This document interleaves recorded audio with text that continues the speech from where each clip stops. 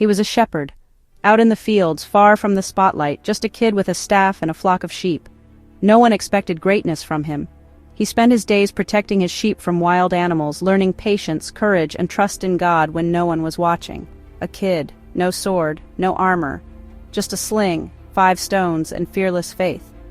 He didn't have the gear of a warrior, but he had something better, a heart that refused to back down, even when the odds looked impossible. Picture this, ancient Israel. 2 armies, deadlocked. The air thick with tension, the ground trembling beneath the weight of fear and anticipation. Every morning, the same challenge echoed across the valley, and every morning Israel's army shrank back. On one side, the Philistines, hardened warriors, armored and confident, ready to crush anyone who dared to step forward.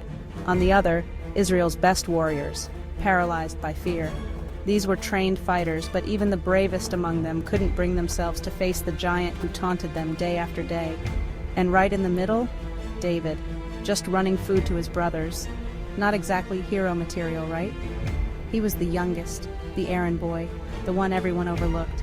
But sometimes the ones who seem the least likely are the ones God chooses to do the impossible. But here's the wild part. David was probably just 15, barely old enough to be in the army, but old enough to believe that God could use him for something big. Goliath, 9 feet tall, covered head to toe in armor, the kind of guy who makes nightmares look friendly. He was the ultimate bully, a living wall of muscle and metal, and his voice alone sent chills down everyone's spine. Everyone else saw a giant. They saw an obstacle too big to beat, a problem too massive to solve. David saw a target. Why? Because he knew God had his back. That's not just confidence, that's savage faith. He remembered the times God helped him fight off lions and bears. He knew that if God could help him then, God could help him now. David steps onto the battlefield, and Goliath's out there, trash-talking, flexing, daring anyone to come at him. The whole army is watching, holding their breath, expecting David to run away. But David, he doesn't flinch. He doesn't need a sword.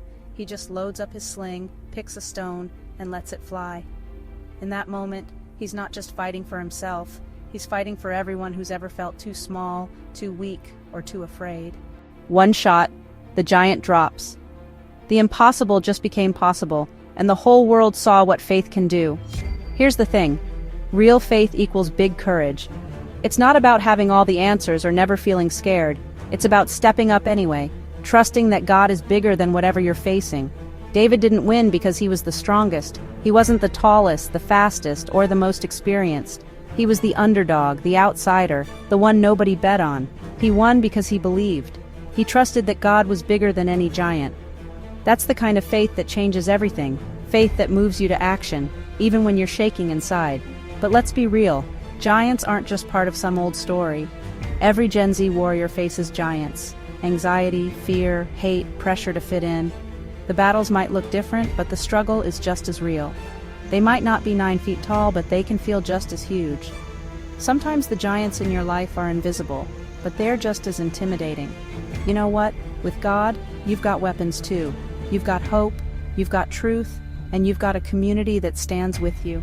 It might not be a sling and some stones, but you've got prayer, courage, and that wild, unbreakable faith. You've got the power to stand up, to speak out, to keep going when it feels impossible. So here's my challenge for you. What's your Goliath? What's the thing that feels too big, too scary, too much for you to handle alone? Is it the voice in your head saying you're not enough? The doubts that creep in when you're alone? Is it a bully at school? Someone who tries to make you feel small, who tells you you'll never measure up? Is it the fear that nobody gets you? The loneliness that makes you wonder if you'll ever truly belong? Drop it in the comments. Let's call it out together. #FaithChallenge.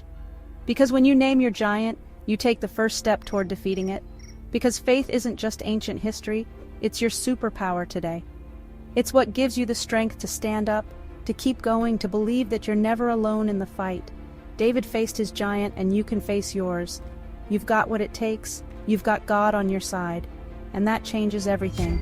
Stay tuned. Next episode, we're talking about Esther, the boldest queen in history.